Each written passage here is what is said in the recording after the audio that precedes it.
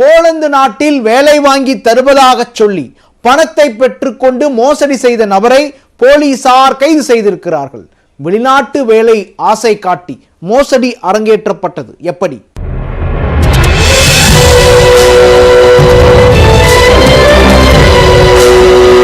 வெளிநாட்டில் வேலை, கை நிறைய சம்பளம் என ஆசை வார்த்தை கூறி ஆண்டு கணக்கில் அலையவிட்ட நபர் போலீசில் சிக்கியுள்ளார். வேலைவாய்ப்பு ஆசை காட்டி லட்சங்களை சுருட்டிய நபர் சிக்கியது எப்படி?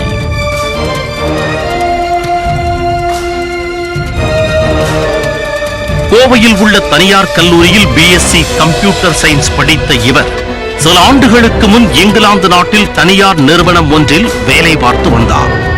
வேலை ஒப்பந்தம் முடிவடைந்த நிலையில் 2021ஆம் ஆண்டு கோவை வந்தவர் சிறிய அளவில் சொந்தமாக சாப்ட்வேர் கம்பெனி தொடங்கி நடத்தி வந்தார்.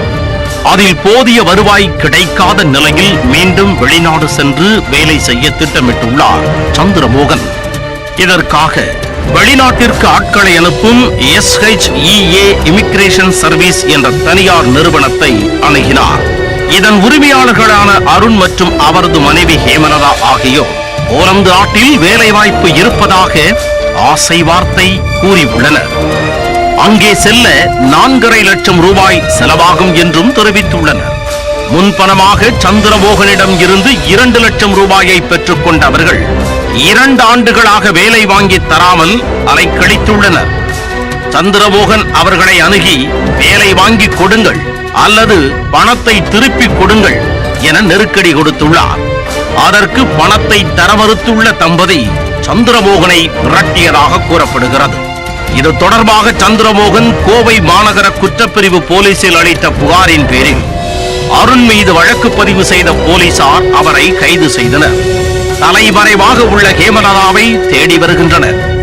விசாரணையில் அருண் மற்றும் ஹேமலதா மேலும் பலரிடம் வேலை வாங்கி தருவதாக கூறி மோசடி செய்தது தெரிய வந்துள்ளது. அது தொடர்பான பட்டியலை எடுத்துள்ள போலீசார் பாதிக்கப்பட்டவர்களிடம் தொடர்ந்து விசாரித்து வருகின்றனர்.